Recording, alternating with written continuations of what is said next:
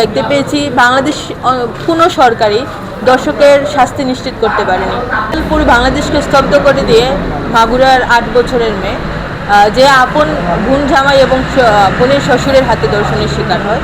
অন্তর্বর্তীকালীন সরকারের কাছে আমার দুটো দাবি: দর্শকের সর্বোচ্চ শাস্তি মৃত্যুদণ্ড নিশ্চিত করতে হবে, এবং দ্বিতীয় দাবিটি হচ্ছে দর্শক চিহ্নিত হওয়ার 30 কার্যদিবসের মধ্যে বিচার প্রক্রিয়া শেষ করতে হবে।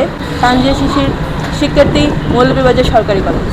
গত 3-4 দিন আগে বড়লেখা, আমাদের পার্শ্ববর্তী উপজেলা বড়লেখাতে 3 বছরের একটি শিশু ধর্ষিত হয়, যে কিনা সকালবেলা চকলেট কিনতে গিয়েছিল পাশের বাসার দোকানে।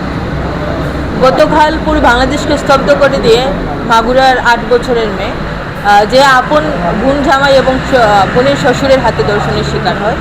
এবং আজকে নারী দিবস উপলক্ষে বাংলাদেশি নারীদের জন্য আমি আমার এখন অবধি জীবদ্দশায় যেটুকু দেখতে পেয়েছি, বাংলাদেশ কোনো সরকারই দর্শকের শাস্তি নিশ্চিত করতে পারেনি।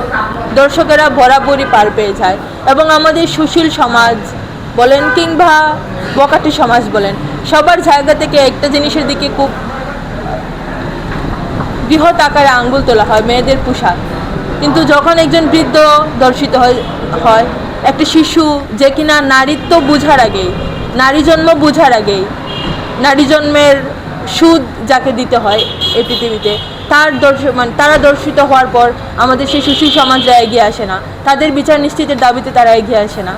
তো সেই জায়গা থেকে অন্তর্বর্তীকালীন সরকারের কাছে আমার দুটো দাবি: দর্শকের সর্বোচ্চ শাস্তি মৃত্যুদণ্ড নিশ্চিত করতে হবে, এবং দ্বিতীয় দাবিটি হচ্ছে দর্শক চিহ্নিত হওয়ার 30 কার্যদিবসের মধ্যে বিচার প্রক্রিয়া শেষ করতে হবে।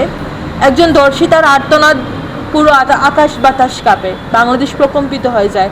কেন একজন মেয়েকে এত নির্মম অত্যাচারের শিকার হওয়ার পর তার বিচার প্রক্রিয়ার জন্য তাকে আবার আইনের দ্বারস্থ হয়ে দিনের পর দিন দৌড়াতে হবে? এটার জন্য একটি বিশেষ ট্রাইব্যুনাল গঠন করে 30 কার্যদিবসের মধ্যে বিচার নিশ্চিত করা হয়। এই দুটো দাবি নিয়ে একজন মেয়ে হিসেবে, একজন নারী হিসেবে আমি আমার ব্যক্তিগত দায় থেকে আগামী 3 দিন প্রেস ক্লাব চত্বরে সকাল 10টা থেকে সন্ধ্যা 6টা পর্যন্ত অবস্থান কর্মসূচি পালন করব। তানজিয়া শিশির, শিক্ষার্থী, মৌলভীবাজার সরকারি কলেজ।